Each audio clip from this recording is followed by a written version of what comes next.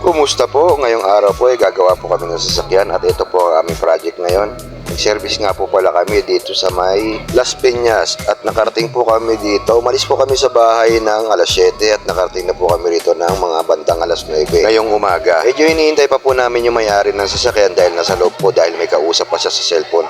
Waiting nga po pala muna kami dito ng kasama ko. Ito nga po pala yung gamit namin service pagka nagsa-service po kami sa kahit saang lugar ang aking motorsiklo na Model T 150. Mga sir, kahit saang lugar po pinupuntahan po namin, nag-service po kami basta't gusto po nila ng home service. Kahit sa mga probinsya pa po banda yan ay pinupuntahan po talaga namin at ito lang po ang ginagamit namin motorsiklo pagka nagsa-service po kami. Mga sir, bali ang sira po na pala ng sasakyan na to ay ang kanyang central lock at ang kanyang bintana ay hindi na bumababa.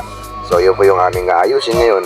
Dahil nga hinihintay pa namin ang may-ari ng sasakyan at eto, nag-selfie lang muna kami ng kumpare ko. Lumabas na nga pala yung may-ari ng sasakyan kaya eto. Sa mga gusto pong magpa-home service ng inyong mga sasakyan, contact lamang po kayo dito sa aming Facebook page, Auto Home Service Power Window.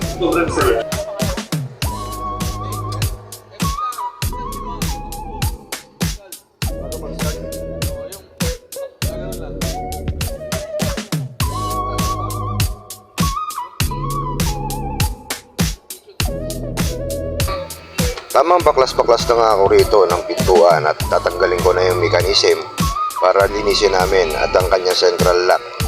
Ibababa ko na rin tong salamin. Nailabas ko na ang mechanism at tinanggal ko na rin tong run channel para malaban namin.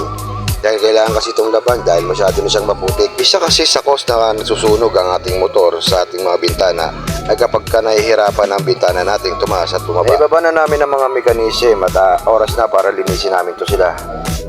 Sa puntong ito ay bibili na nga ako ng gasolina ang gagamitin namin panglinis sa mga mechanism at sa mga central lock. At nakabili na nga ako at ito na, magsisimula na kami maglinis ng mga mechanism.